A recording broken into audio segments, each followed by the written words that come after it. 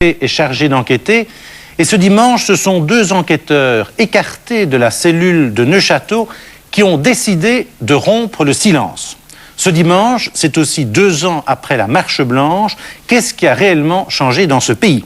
Mes invités ce midi, Patrick Debatz, adjudant, ex-membre de la cellule Neufchâteau. Aimé Bill, premier maréchal des logis, ex-membre de la cellule de Neufchâteau. Gino Russo, le papa de Mélissa. Claudia Vasquez, la maman de Marie-Agnès Mouns, disparue le 8 septembre 1989. Jean et Giovanna Watley, les parents de Jean-Hugues Watley. Karine Gérard, porte-parole de la Commission nationale de la magistrature. Jacqueline Herzey, membre PRL de la Commission du suivi de l'enquête Dutroux. Nathalie Tserclas, rapporteur de la Commission Dutroux. Serge Moureau, membre PES de la Commission du suivi de l'enquête Dutroux. Vincent de Crolly, membre écolo de cette commission du suivi, et Jean-Marie Grandjean, membre du comité blanc de Bastogne. Ont décliné notre invitation le ministre de la Justice, le ministre de l'Intérieur et l'état-major de la gendarmerie. Je vous pose la première question de notre consultation téléphonique. La Belgique a-t-elle changé depuis la Marche Blanche? Si vous pensez que oui, 0900 0080. Si vous pensez que non, 0900 0090. Notre téléphone pour vos appels, vos commentaires, 070 344 717. Un fax pour vos questions, 02 778 65 05. Première partie de cette émission. Les 2 gendarmes qui ont accepté de venir sur ce plateau, messieurs Debatz et Bill. C'est la première fois donc que vous venez à 2 sur un plateau de télévision. Vous avez été écarté de l'antenne de Neufchâteau. On vous accuse, si j'en crois la presse, depuis de nombreux mois de faux en écriture. On vous accuse d'avoir manipulé X1. On vous accuse d'avoir monté toute une série de dossiers, notamment les dossiers à Brassax, les dossiers d'Iroupeau. Alors bon, première question, pourquoi aujourd'hui vous avez décidé de rompre le silence alors qu'une instruction est en cours? Monsieur Bill. Oui, c'était une décision qui n'a pas été facile à prendre, mais il vient un moment où nous devons quand même faire comprendre au public que nous ne sommes pas les tricheurs qu'on décrit. Beaucoup de personnes savent que nous ne sommes pas les auteurs de faux en écriture, de toutes les accusations portées contre nous. Et malgré ça, nous ne voyons jamais aucun démenti venant de notre hiérarchie ni de la magistrature. C'est un peu pour ça que maintenant on a décidé de rompre le silence et nous tenons ici, puisque nous sommes en possession de notre dossier, à vous montrer un réquisitoire de mise à l'instruction du dossier qui est à charge de X. Donc ce n'est pas à charge ni de Debatz ni de Bill. Oui, attendez, vous montrez quoi là? Donc un réquisitoire de mise à l'instruction donc, du parquet de Bruxelles, daté du 26 septembre 1997, qui précise donc que le dossier est à charge de X. Oui, et ça change quoi ça? Il n'y a pas de dossier à notre charge. Oui, d'accord, il n'y a pas de dossier à notre charge, mais si, bon, je prends un article du Soir il y a quelques jours où la BSR de Bruxelles dit une enquête judiciaire est en passe de démontrer qu'ils ont manipulé des interrogatoires, ils ont voulu jouer aux justiciers, désormais ils sont persona non grata, je cite. Donc nous avons eu accès au dossier, nous en avons une copie, il n'y a aucun élément retenu à notre charge et jusqu'à présent toutes les auditions qui ont été prises par monsieur le juge d'instruction Pignolet sont des auditions de témoins. Jamais nous avons été mis en difficulté dans l'une ou l'autre audition et nous ne sommes pas inculpés. Oui. Donc si je vous comprends bien, vous avez eu accès à votre dossier tout à fait normalement et vous dites dans ce dossier il n'y a rien, donc nous ne serons pas inculpés. C'est ça que... Je ne dis pas qu'on a eu accès à notre dossier tout à fait normal. On a eu accès au mois de juillet, avant la loi de Franchimont. Oui. Vous avez pu tout lire.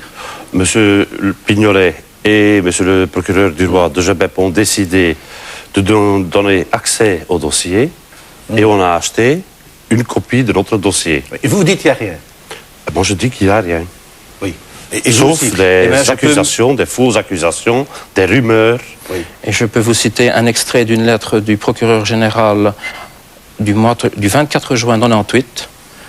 Comme, donc, lorsque notre avocat a demandé l'accès au dossier, monsieur le procureur général a écrit « Comme votre lettre renvoie à une autorisation déjà donnée en ce sens aux autorités hiérarchiques de M. de Baatz et Bill, j'en déduis que votre demande vise la procédure instruite par M. Pignolet en cause d'une ou plusieurs personnes à déterminer, donc du chef de foi en écriture.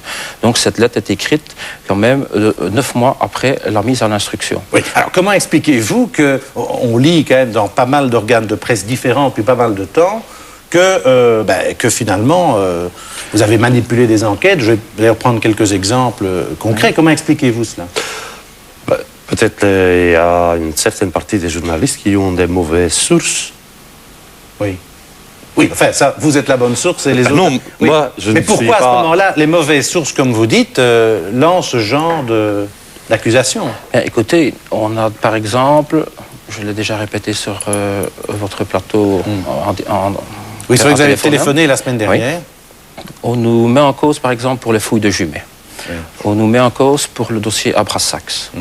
Mais jamais nous n'avons travaillé dans ces dossiers. Nous avons ici des Alors, lettres... qui vous met en cause? C'est une certaine presse, mal renseignée ou méchamment renseignée. Le dossier Zico, nous n'avons jamais travaillé dans le dossier Zico.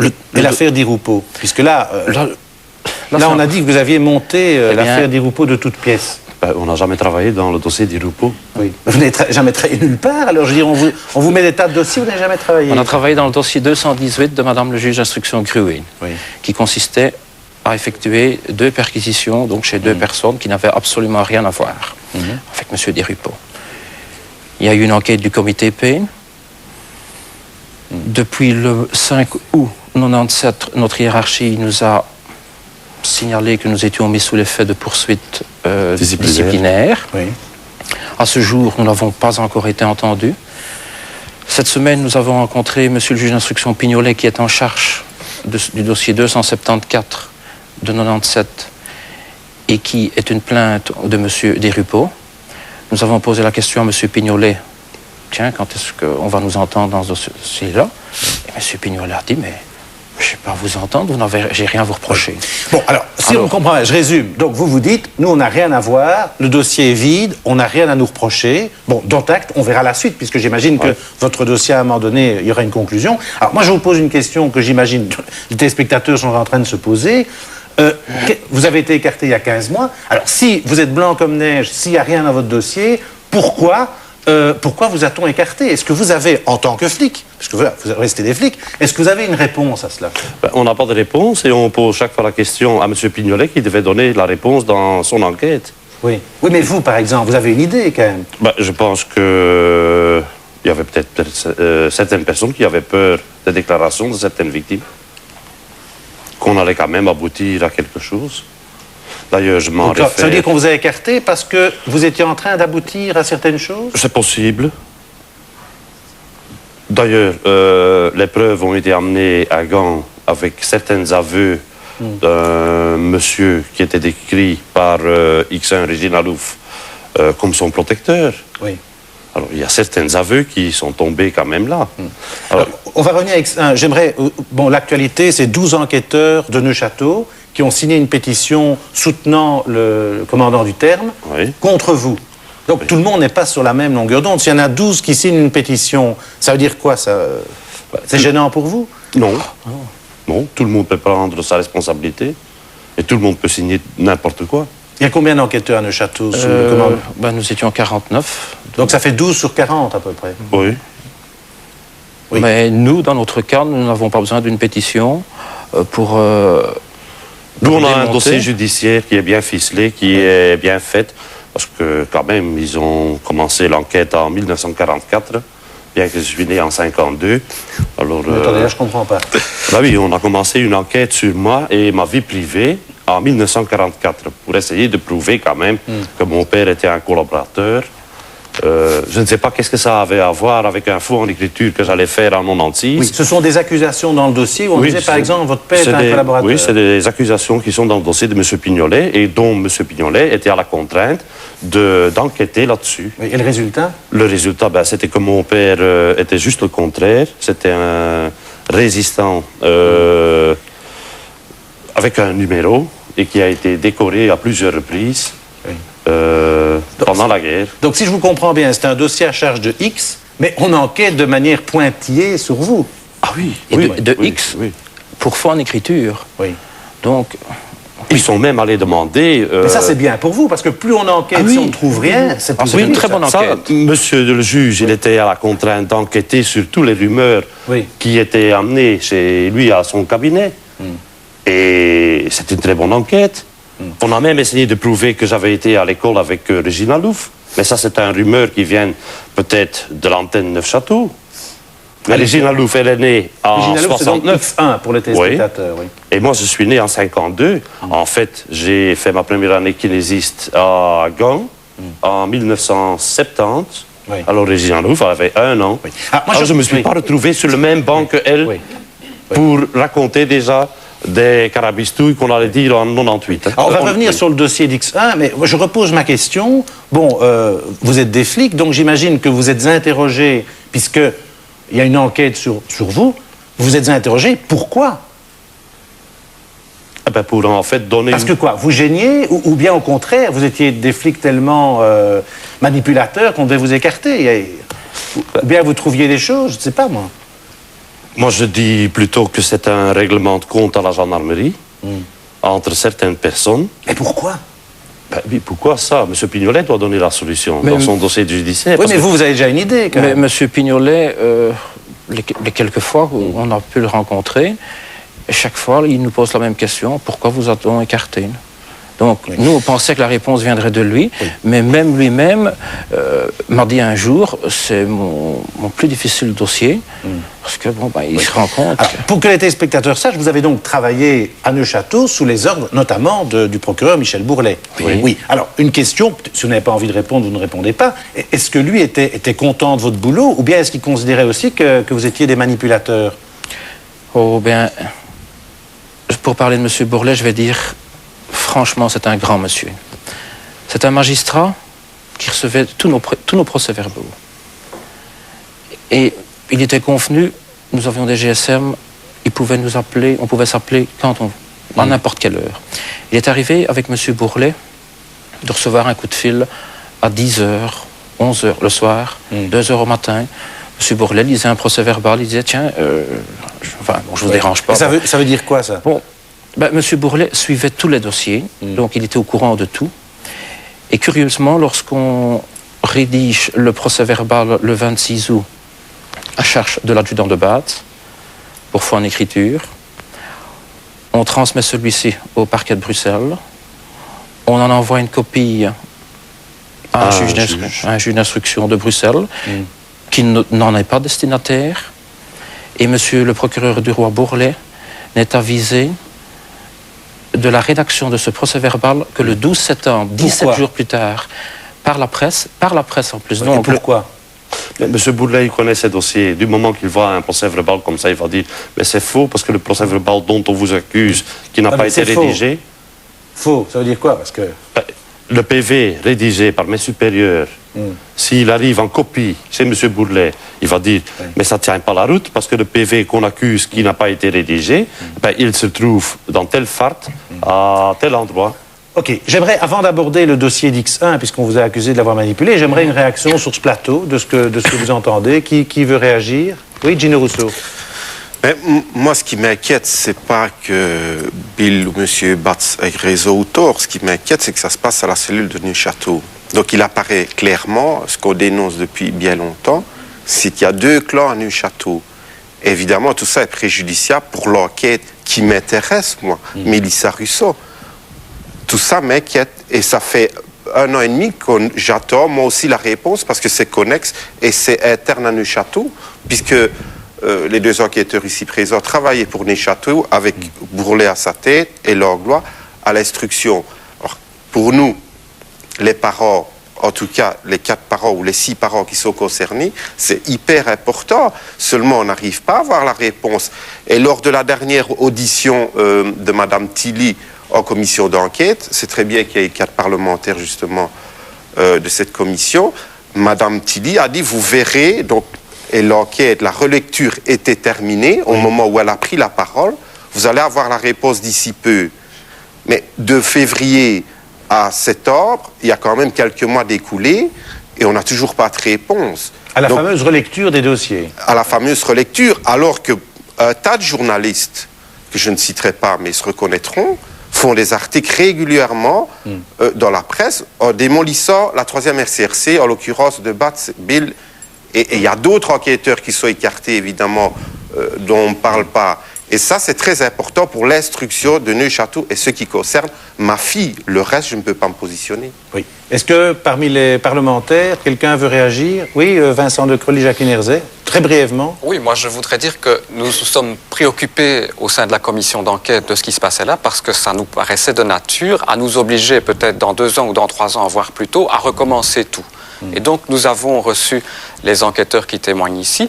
Et très rapidement, nous sommes arrivés à l'idée que la notion de relecture, cette idée qu'il fallait vérifier leur travail, n'était pas en soi négative. C'est intéressant que le pouvoir judiciaire prenne de la distance à un moment donné et qu'on demande à des policiers de prendre un peu de recul par rapport à une actualité très difficile, à une enquête très délicate à mener. Mais là où nous n'avons jamais compris, et nous n'avons toujours pas de réponse aujourd'hui, c'est pourquoi l'idée de relecture impliquait d'une part qu'on suspende ces messieurs, qu'on les mette en congé forcé, et d'autre part, pourquoi cette relecture devait être faite par des collègues de ces mêmes personnes. Ça, c'est quelque chose qui n'était pas compréhensible pour nous, et on nous promet les résultats de cette relecture depuis maintenant 1 an, et nous n'avons toujours rien reçu de Mme Tilly. Oui. Alors, et vous avez les résultats de cette relecture? Nous, on a... Comment vous les avez, vous? Nous, on les a. Comment vous les avez? Parce qu'ils ont été adressés à M. Pignolet dans le cadre de son instruction. Ah oui. Pour Donc essayer- vous avez les éléments de la relecture? De la 2e relecture. Hein. Oui. Et Et ici- alors, dites-nous ce qu'il y a dedans. Eh bien, Mais écoutez, non, on ne peut pas le Ah, vous dire. pouvez pas. Oui. Ça, on ne va pas on dire. va quand même vous expliquer un petit peu comment s'est passée toutes Mais ces relectures. courtement, on veut bien vous dire à quelle date la relecture était finie. Oui, à quelle date était-elle finie? 5 février 5 février. 97. il faut pas... Mais il y avait déjà des rapports intermédiaires qui étaient finis déjà plus tôt. Alors, vous pouvez avoir toutes les dates. Hein. Mais on a eu Attendez, aussi- mais qu'est-ce que il y a ça eu signifie aussi toute que- une série de Oui. juges d'instruction. N'oubliez pas Oui. que tout ce que Mme X1 a dit a été vérifié aux différents Oui, niveaux. oui, Les ça, on va juges y venir. d'instruction Oui, ont... Hein, on va y venir. Moi, j'aimerais, ici, vous dites que le dossier de relecture était fini le... Le 5 février. Oui, le 5 février. Alors, qu'est-ce que ça signifie, ça? Bien que la commission, lorsqu'elle rend son rapport, conclut que, à la clôture donc, du rapport, que la relecture n'est pas Et terminée. elle clôture quand? Le 17 Le 14 février. février. en février. Le En rapport- février. Le 16 Donc, février. Oui, donc, Le là, 16 il y a la un février. seconde problème, là, relecture était faite avant le dépôt de notre rapport et nous ne le savions pas, en fait, pour traduire les choses simplement. Ah Et à bon chaque commission de suivi, nous demandons où en est le résultat de la seconde relecture et nous ne l'avons pas toujours obtenu. Donc, vous l'avez toujours pas, vous? Non. Oui, Enfin, mais là, peut-être... nous ne oui. l'avons toujours pas. Alors, deuxième chose que je voudrais dire Ouais, mais aussi, ça, et on va le ça redemander. s'appelle tout simplement un mensonge. Hein. Il ne faut Non. pas tourner autour du pot. Enfin bon, Oui, je un ne dis pas- mensonge, c'est-à-dire... Oui, Bah, Il faut la date. Non.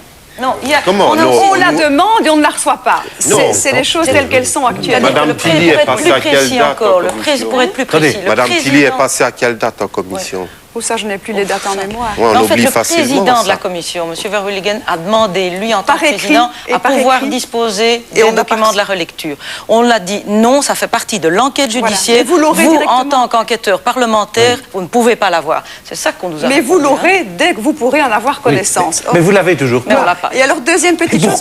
pourquoi Mais nous Monsieur allons- Moreau, nous sous allons président leur normal demander. Oh, vous savez, ça fait partie d'un ensemble plus vaste, me Rétention semble-t-il. d'informations. Je crois qu'on ne peut pas polariser l'ensemble de cette affaire sur le cas de la 3e SRC. Je pense que ça participe d'une difficulté réelle, à la fois, je dirais, des autorités de gendarmerie et de certains secteurs de la magistrature de jouer le jeu, à la fois avec la commission d'enquête et avec l'opinion publique. Je crois que certains, vous avez évoqué l'idée qu'il y aurait des règlements de compte. Oui, je crois qu'effectivement, nous avons souvent eu l'impression qu'on essayait de nous instrumentaliser, qu'on essayait d'instrumentaliser la presse, et à travers nous et la presse, l'opinion publique, pour faire passer un certain nombre d'idées. Et je dirais que la commission a été extrêmement prudente. Vous remarquerez, nous n'avons jamais voulu. Et encore aujourd'hui, il nous paraît difficile, parce qu'on ne nous a pas donné les éléments d'appréciation, de prendre attitude pour trancher dans ce conflit, par exemple, entre ces messieurs qui sont ici et le commandant du terme qui a été à la base de leur écartement de l'enquête. Donc, tout cela fait que la commission a été privée par un certain nombre de personnes tant des hautes autorités de la gendarmerie que de la magistrature, de toute possibilité de trancher dans ce domaine. Alors, une question, peut-être que vous n'allez pas me répondre. Bon, vous avez lu cette relecture, puisque c'était dans votre dossier. Alors, est-ce que cette relecture vous met, vous, en difficulté? Vous dénonce les manipulations dont vous avez été accusé? Non. Non. Franchement, hein? Franchement, Non, pas du tout, non. on n'y trouve pas de manipulation. Et je crois que si, c'est mon avis personnel, s'il y avait eu quelque chose, il y a longtemps que ça serait sorti. Oui. Alors, une autre question, bon, concernant X1, puisque c'est vous, Patrick Debatz, qui avez mené la plupart des auditions de X1. Oui. Bon, les enquêtes ont été menées à Bruxelles, à Gand et à Anvers. Et bon, si j'en crois, enfin, je veux dire, tous les parquets, etc., ils ont conclu que X1 racontait des mensonges, qu'il n'y avait rien dans ces dossiers. Je ne crois pas que les magistrats ont dit qu'elle racontait des mensonges, mais qu'il n'y avait pas assez d'éléments pour enquêter, je crois. Je crois qu'il faut se référer aux expressions de M. Van der Meers, le juge d'instruction. Enfin, il y a tous les parquets étaient sur la même longueur d'onde. Qui ont dit, oui. D'accord. Alors, ma question... Eux, ils sont les patrons d'enquête. Oui. Alors, vous qui avez auditionné X1, aujourd'hui, quoi? Vous pensez quoi? Mais qu'elle est toujours crédible. Qu'elle est toujours crédible? Oui. Et il faut travailler avec elle. Et il faut auditionner, peut-être 1 an, 2 ans, 3 ans, faire une enquête parallèle et pas la confronter directement avec des contradictions. Et peut-être après 2 ans ou 3 ans, vous allez conclure à des délits qui ont existé et qui existent encore. Oui. On ne peut pas dire que X1, elle a menti sur toute la ligne. D'ailleurs, pour ça, il y a les aveux de M. T. Oui. Est-ce que ça ne valait pas la peine d'enquêter déjà 6 mois intensivement sur quelqu'un soupçonné de pédophilie? Et vous n'avez pas, vous, essayé que ces déclarations correspondent à ce que vous aviez envie? Puisque c'est au fond ça dont on vous accuse, surtout. Oui, mais si moi, j'avais pris connaissance du dossier de la champignonnière, par exemple, prenons celui-là. Moi, je n'ai jamais travaillé dans le dossier. Je ne l'ai jamais lu. M. Bill a fait une synthèse, je ne l'ai toujours pas lu. Alors, je ne sais pas comment on sait être suggestif dans une affaire qu'on ne connaît pas. Alors, votre état d'esprit pour le moment, vous avez le sentiment quoi? Que c'est un simple règlement de compte entre gendarmes pour vous? Ou bien est-ce qu'on vous a écarté parce que vous deveniez gênant? Il y a les deux. Il y a les deux. On pouvait mettre, avec les déclarations des victimes, on pouvait mettre des gens en difficulté qui sont quand même assez haut placés. Donc ça, vous revenez de nouveau, les hauts placés qui... Oui, mais les haut placés, mais il ne faut pas vous en faire des idées que c'est la moitié du monde politique ou quoi. Hein. Non, non. Enfin, haut placés. On peut dire qu'il y a des gens qui pouvaient avoir peur de Régine Alouf. Donc ça, vous signez, vous persistez? Oui, tout à fait. Et vous, M. Bill? Moi aussi. Et pour apporter une preuve supplémentaire que nous ne sommes pas les monteurs du dossier de Régine Alouf, nous avons donc dans le dossier de M. Pignolet découvert certaines auditions de collègues. C'est ainsi qu'au mois de janvier de cette année... Donc de collègues gendarmes. Collègues gendarmes. C'est ainsi qu'au mois de janvier de cette année, des collègues ont déclaré qu'en 88, 89, Régine Alouf tenait déjà les mêmes propos. Et en 1992, elle s'était même présentée dans une BSR et on ne l'avait pas cru, vu que ce qu'elle dénonçait, c'était trop. Ça se trouve dans le dossier de M. Pignolet. On ne l'a pas inventé, ça ne vient pas de nous, ça se trouve dans le dossier de M. Pignolet. Donc 88, 89, 92. Donc ce n'est pas en 96 qu'on a... Je ne suis pas le détonateur de X1. Voilà. Elle avait déjà donné assez de signes en 88, 89, 92, qu'elle était victime et qu'elle était dans un réseau. Alors, ces gens qui ont accueilli Régine Alouf à ce moment-là, ben, s'ils avaient fait le même travail ou la même volonté de travailler comme nous on a eu, peut-être le dossier Régine Alouf aurait déjà existé plus longtemps. Une réaction sur ce qui est dit? Moi, je dirais simplement que ici, j'entends des accusations. Si elles sont vraies, elles sont graves. Si elles ne sont pas vraies, c'est tout aussi grave. Mais il est évident que sur des dossiers en cours, je ne vais certainement pas, comme magistrat, m'exprimer.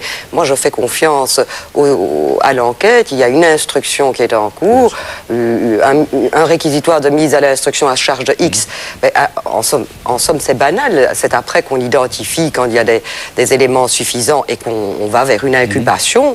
Bon, donc tout ça. Mais je ne vais certainement pas... la magistrature ne se tait pas, mais nous ne pouvons pas nous exprimer sur des affaires en cours. Il faut faire confiance aussi aux juges d'instruction qui ont en main cette affaire. Mais ça, visiblement, vous lui faites confiance. Ah oui, Ah oui, tout à oui, fait. tout à fait. Tout à fait.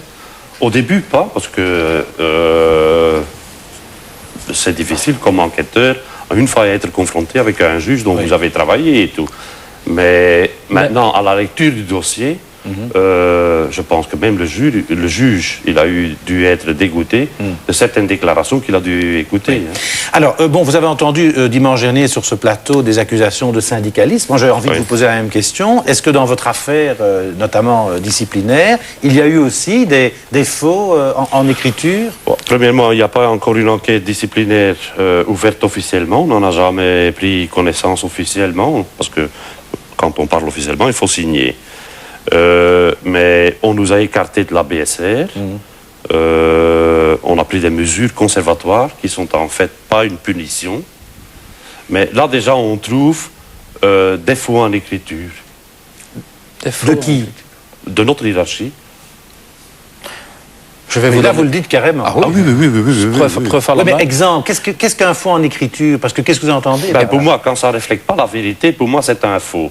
Et c'est des faux faits pour tromper l'hiérarchie au-dessus de cette première hiérarchie. Oui.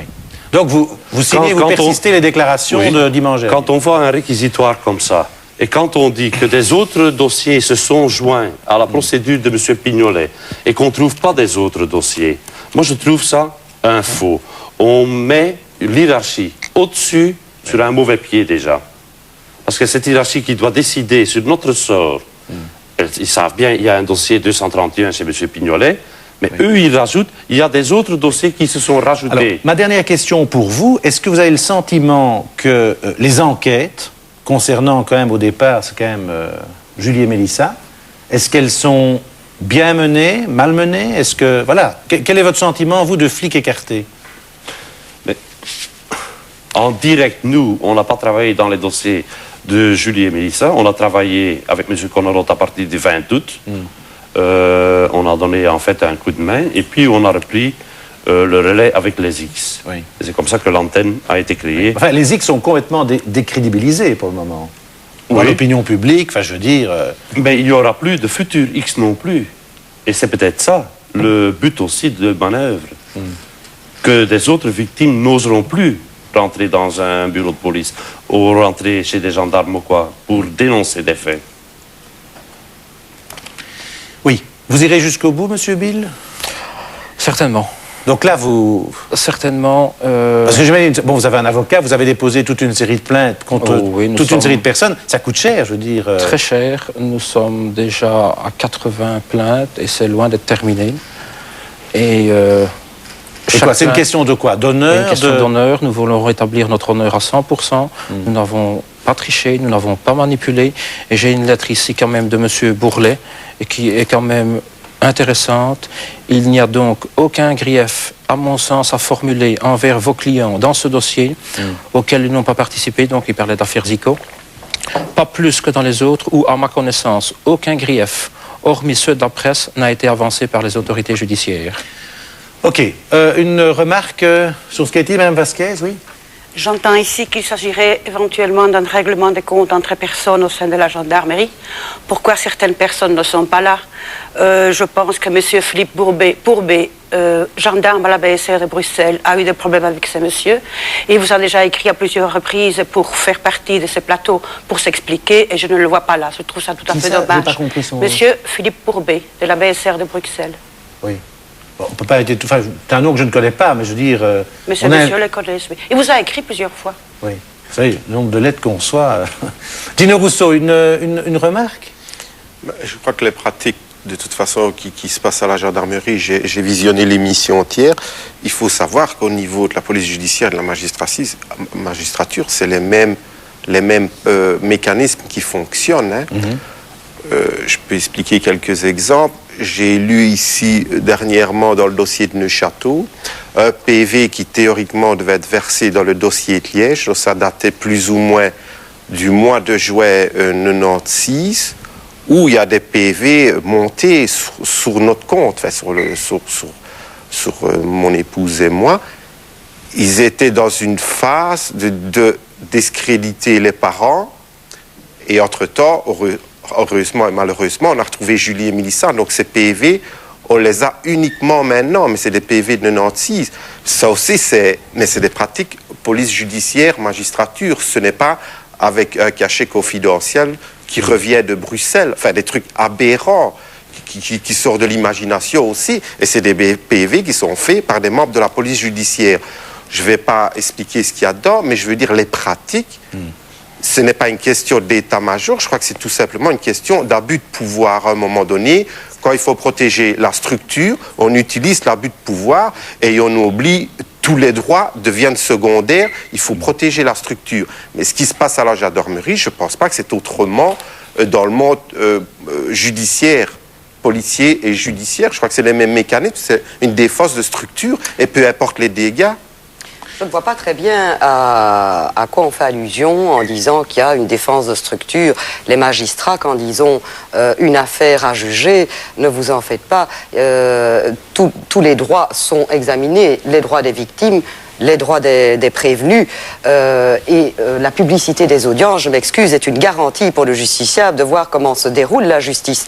Alors à maintenant, partir du moment où on ne classe pas sans suite, madame. Eh bien, quand il y a un classement sans suite, vous avez la possibilité de vous constituer partie civile devant un juge d'instruction. Avec la loi Franchimont, maintenant, il y a un accès au dossier qui est plus rapide, qui est plus aisé. Et je rejoins ce que dit madame. C'est un peu malsain de faire un débat non contradictoire sur un plateau où certains ont la parole, d'autres ne l'ont pas pour se défendre. Nous avons invité... Non, moi j'ai invité les ministres et l'état-major. Quand on vient dans une émission de TV, on n'est pas dans un tribunal, hein, on est en communication. On lance des choses avec le public. Hein. À plusieurs reprises dans la commission d'enquête parlementaire, un PV, ça relate ce que quelqu'un a dit à un moment donné. Ça n'authentifie pas pour autant la véracité de ce que cette personne a dit. Or, les PV restent annexés et joints tout au long de l'affaire. Et c'est ça une grande difficulté aussi. Quand il s'avère que ce n'est pas exact, on devrait pouvoir dire ce que cette personne a dit n'est pas vrai. Et je sais à quoi quand M. Rousseau fait allusion, puisque nous avons eu connaissance de tout cela aussi. C'est vrai qu'il n'est pas normal que quand on dit des choses qui s'avèrent fausses à terme, elles fassent encore partie du dossier. Écoutez, on va prendre l'exemple. Je crois qu'il faut vraiment prendre cet exemple. C'est grave ce qu'on fait. Parce que les 4 commissaires, il y a 4 commissaires ici. Il y a eu des huis clos, il y a eu des auditions de procureurs généraux, en l'occurrence M. Gillet. On a donné à la commission d'enquête un enregistrement chez M. Gillet. J'en ai passé un extrait ici. Tout a été retranscrit sur papier, je vais dire. Ça a été versé à la commission. Où en sont les suites? C'est quand même très très grave ce que dit le procureur général. Alors soit il était incompétent depuis 20 ans, mais il était quand même à sa place, soit il a raison. Mais non, tout ça, on tape à la poubelle et on n'en parle plus. Alors il faudrait savoir comment fonctionne la Belgique, aussi bien au niveau état-major et au niveau de la haute magistrature. C'est quand même là que tout se passe, c'est quand même là que toutes les décisions sont en cascade quand même. Alors qu'est-ce qu'ils ont fait nos commissaires? Moi je ne sais pas, j'aimerais bien de le savoir. C'est quand même nous qui sommes en cause dans cette histoire-là. Alors on part de victimes parce qu'on a les assassinats d'enfants, et puis on se retrouve sur la sellette et on doit aller s'expliquer à Neuchâteau, nous. Oui. C'est toujours assez. Oui, donc, qui veut donner une réponse? Parce qu'après, je passe je crois qu'il y a des commissaires, je crois qu'ils peuvent répondre. Je voudrais dire que, comme ça vient d'être souligné par la représentante de la magistrature, on a apporté des améliorations depuis les événements. Hein, ça, on va y venir tout de suite. Oui, non, mais je veux dire... Oui, mais je sais. Mais je voulais dire que le drame qu'évoque Gino Rousseau, c'est celui qui fait que dans le système belge, et malheureusement on n'y a pas porté remède jusqu'ici, l'enquête reste inquisitoriale et secrète. C'est la formule juridique qu'on utilise, ce qui veut dire que, effectivement, pendant tout un temps, seuls ceux qui font l'enquête savent ce qu'il y a dedans. font cela sans contrôle réel des parties civiles, des plaignants ou même des victimes des déclarations des mensongères qui peuvent être faites dans une enquête.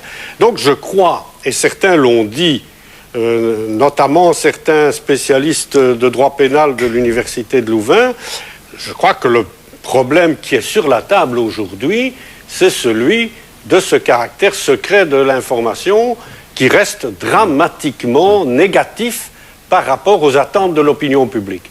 Et je crois qu'une des grandes raisons de tout ce qui se passe, et je dirais que maintenant, des acteurs du système judiciaire comme M. Debatz et M. Bill sont à leur tour victimes, depuis 1 an et demi, de ce système qui fait qu'ils se débattent aujourd'hui en disant « Nous sommes certains que le dossier ne contient rien », mais il n'empêche qu'ils n'arrivent pas à faire la preuve publique de leur bonne foi, parce que ce système, je dirais, est un système qui bloque la vérité. Je me tourne maintenant vers Mme Vasquez, dont votre fille a disparu le 8 septembre 89. Ma question sera simple.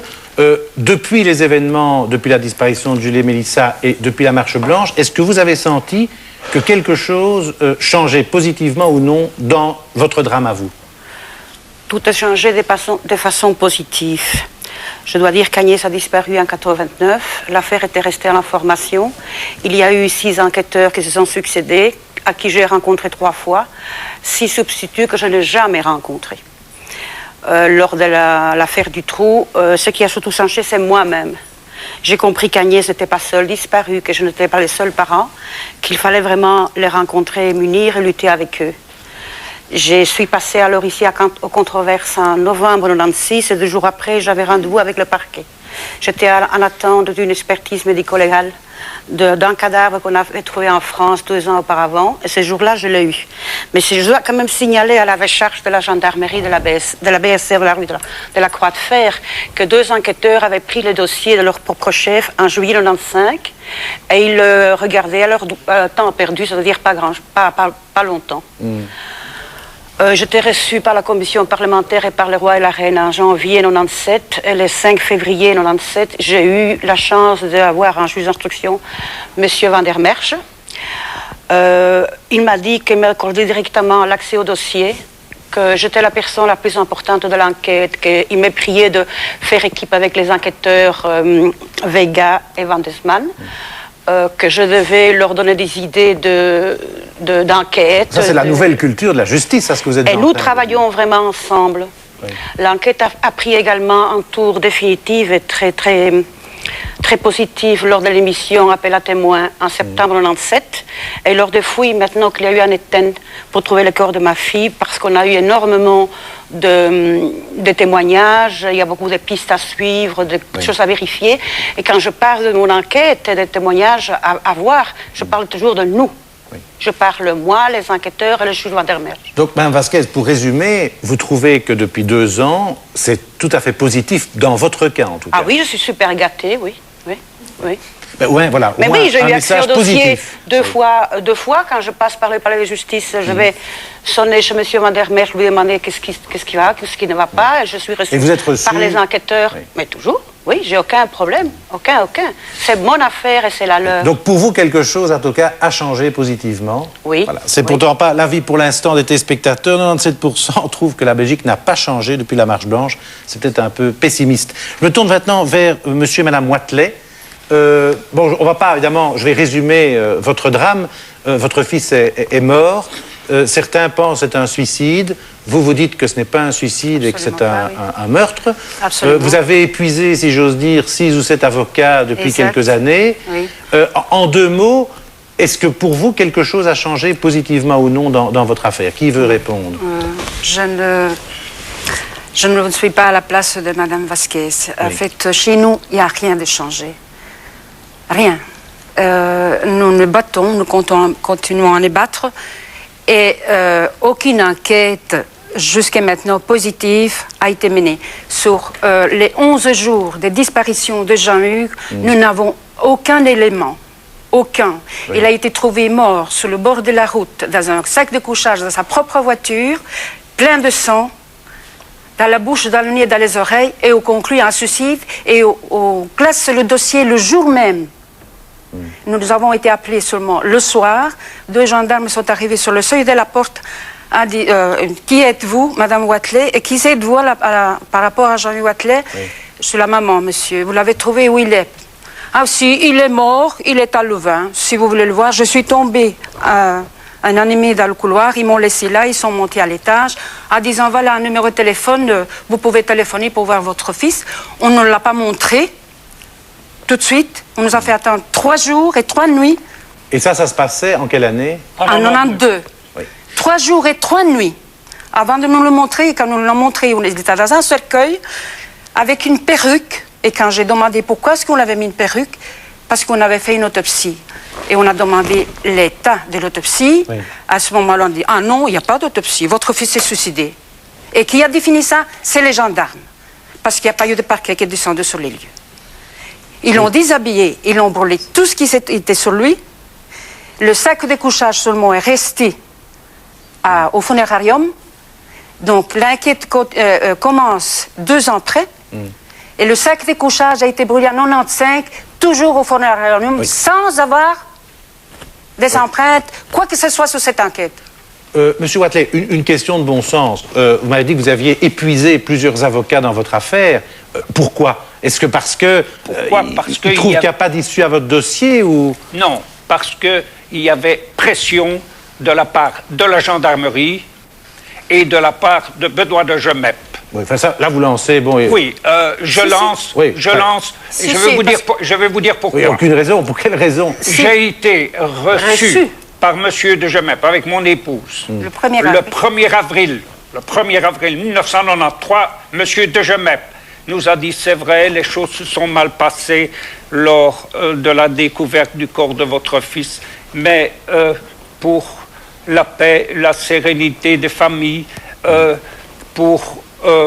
dans l'intérêt de tous, je vous demande d'oublier cette malheureuse affaire. Donc, j'étais fixé à ce moment-là, n'est-ce pas, de la façon dont monsieur de Gemep était désireux de faire une enquête. Dites-moi, monsieur Watley, les avocats, je veux dire, les pressions ne jouent pas sur les avocats. Je ne vois pas des gendarmes qui pourraient faire pression sur un avocat ou un procureur. Ça, je ne comprends pas que si avocats... C'est bizarre quand même, ça, non? Oui, ça paraît peut-être bizarre, mais c'est une réalité parce que justement, ces avocats me l'ont avoué. Naturellement, ils ne viendront pas vous l'avouer sur un plateau, mais ils me l'ont avoué à moi. Oui, pour vous, au fond, la conclusion, c'est que pour vous, rien n'a changé. Donc voilà, deux cas en tout cas différents, un message positif, un message qui ne l'est pas. Oui, brièvement, Madame Gérard. Brièvement, s'il y a eu une autopsie, de toute façon, il y a eu les résultats de l'autopsie. Alors, deuxièmement, si vous vous êtes constitué partie civile, à un moment donné, je ne sais pas, si vous dites que le dossier a été classé, c'est qu'il y a eu un non-lieu. Si vous étiez partie civile, le non-lieu est contradictoire. Vous aviez la possibilité d'aller en appel.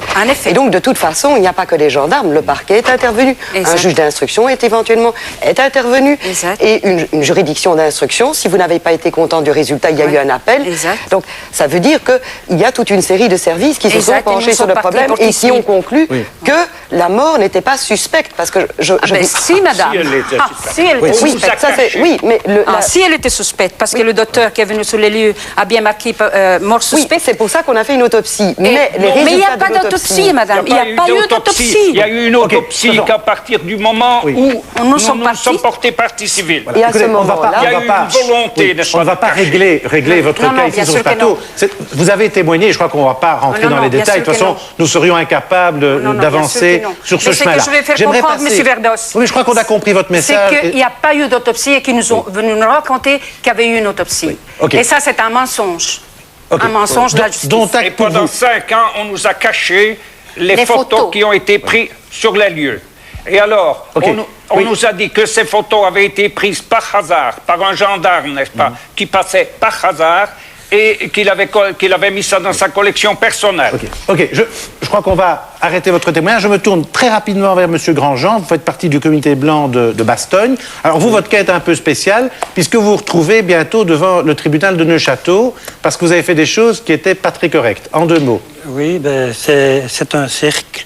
Je suis le premier membre d'un comité blanc à comparaître au tribunal, pour avoir fait de l'affichage sans avoir mis l'éditeur responsable.